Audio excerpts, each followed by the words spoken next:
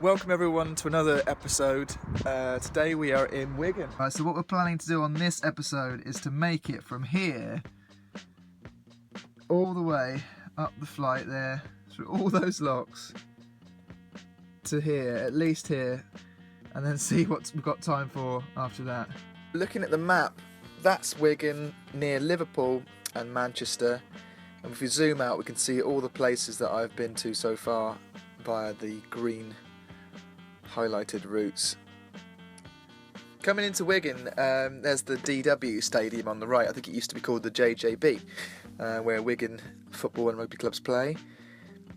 Straight away you start to see all the industrial heritage, the rich history from the time when the city was much more famous for coal and transporting cotton and things like that. And there's plenty of evidence of where those places used to be.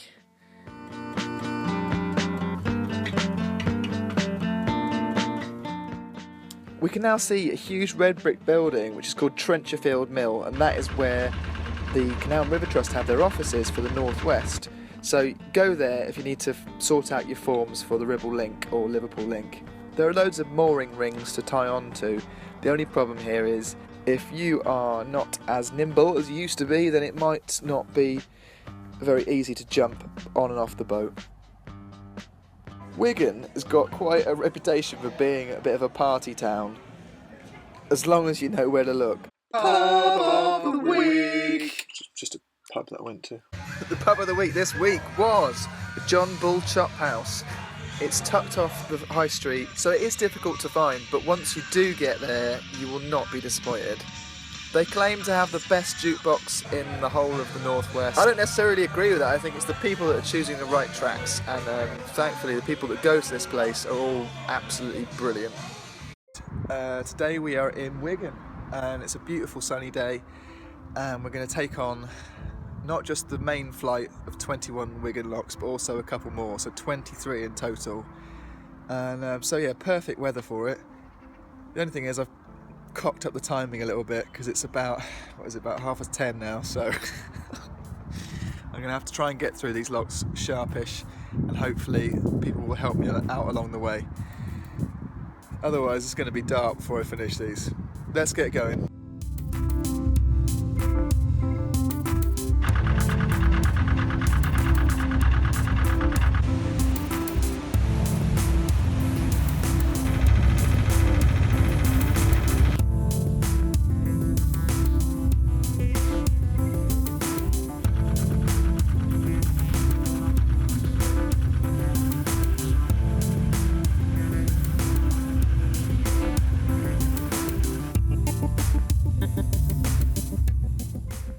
Right, reached only the second lock.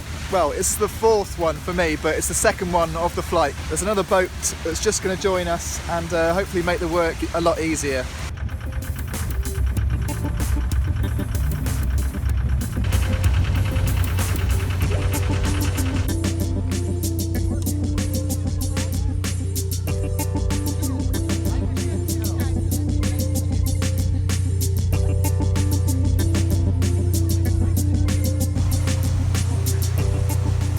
Right, tying the boats together has worked, so I'm now going to get off and leave my boat in the capable hands of Jason here, and yeah, open some locks. Here we go. I come back with my home.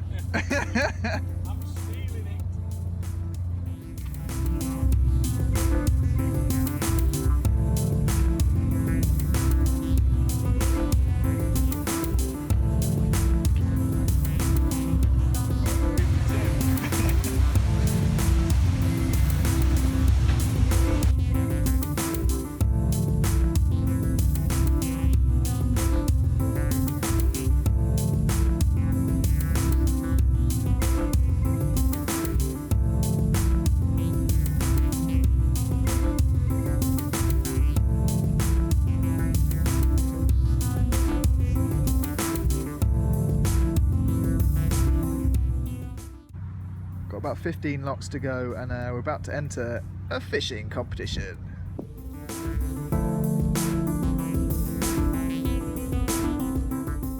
This is Peter. He's a Canal and River Trust volunteer who mainly helps people get through the Wigan flight. He knows so much about the canals, my head almost exploded with all the information that he was giving me. But I've got a few nuggets to share on this video and for the future as well. What a brilliant guy. He basically gave up his Sunday, wasn't even supposed to be there, but he gave up his Sunday to help us get through the locks.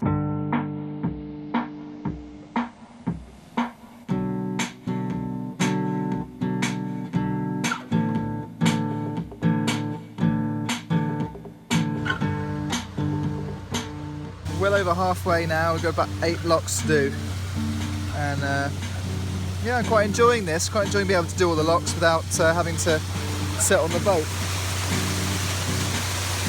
but it's quite weird.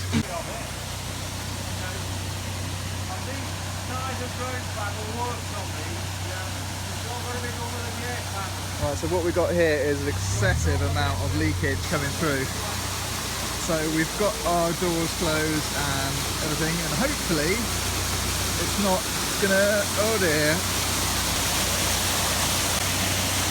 And also what we've got here is actually, we can actually see right there, that's actually where the water comes out. Unfortunately we can't see the water coming out of this, because these are broken.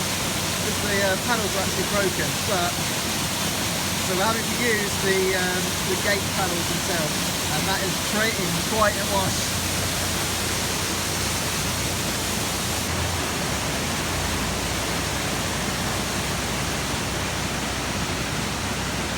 Getting a boat wash. So the lock's pretty much full, but if you look into the next pound here, we've almost drained that dry. You can see the well, all the debris at the bottom there.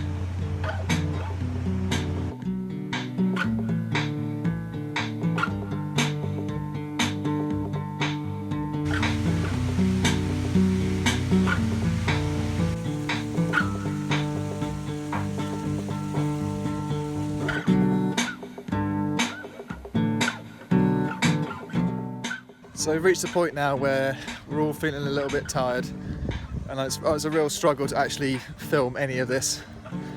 But we're going to keep going, yeah, because it's all going to be fine. Also forgot to do a way when we were at lock 69, so I've just failed this whole vlog.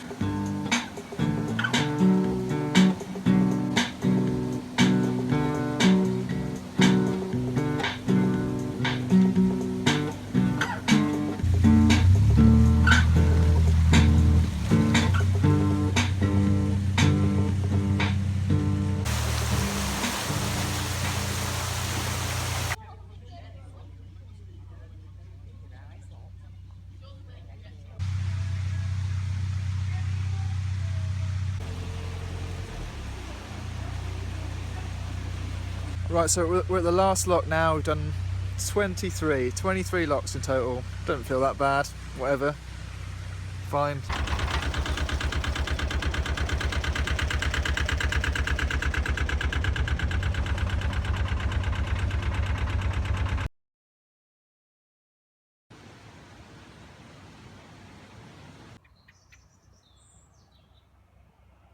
So this, believe it or not, is in Wigan.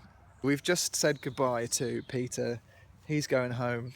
Not going to moor here. I wanted to stay in Wigan a little bit longer, but we're not going to moor here. We're going to, me and my other travelling companions, Jason and Judith, we're going to head off to find a mooring together before it gets dark. So let's crank it.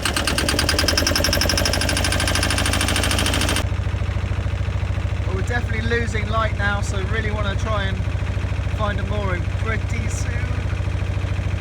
Crank it!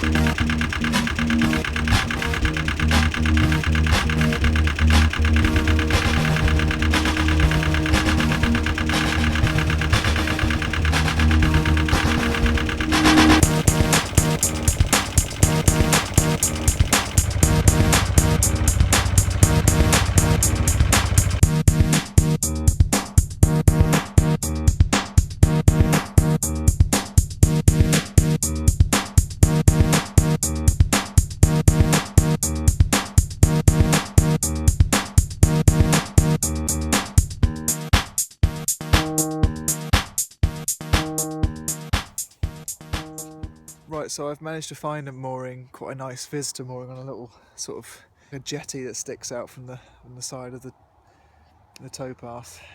It's dark, man, but at least we made it. We made it. You can see they've got this sort of extra decking built in because the sides of the canal literally are just filled up with silt and stuff like that, so you can't really get that close to the edge. My travelling companions had to stay in. I think they had to pitch up a bit more of a dodgier site, but I saw them this morning while I was doing my work. I just waved them out the window and they're all right. So anyway, so let's now travel on and try and make Chorley. That'll be our next stop, hopefully. We are properly into autumn now, about 13 degrees Celsius, but it feels a bit more like 6 degrees Celsius. When you just stood on the boat not really doing anything, with no locks to do today, it's freezing.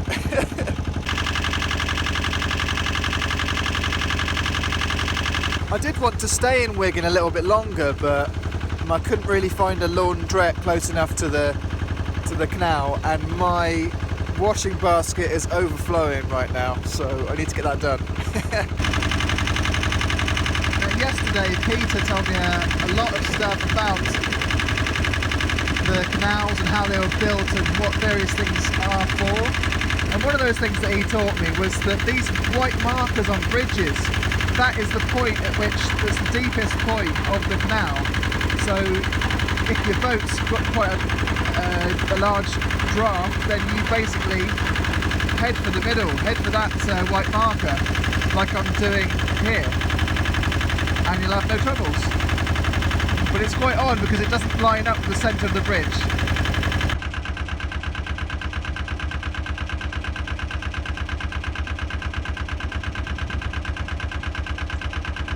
Now yesterday, after doing those locks, we went up 214 feet, and now we're at 300 foot above sea level, and it does feel like you're quite high up. And we're about to cross the Pennines, so we'll be going up further as we pass on through Blackburn. As we're at the end of the cruising season pretty much, there are fewer boats around. Certainly ones that are moving around, but it's always nice to see them moored at the side of the towpath like this. It just feels like you're less alone.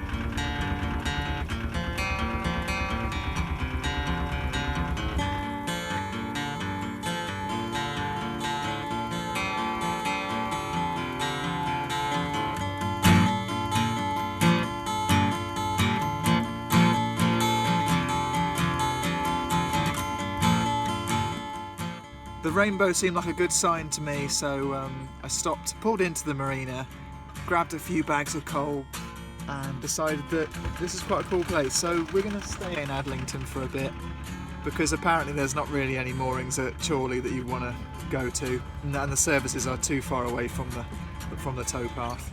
So yeah, here we are. So thanks for watching. We're going to go through Blackburn next time, which I've been told is not the kind of place you want to stay, but we'll find out ourselves. So thanks again for watching, and I'll see you again next time. Bye bye. Well, hey!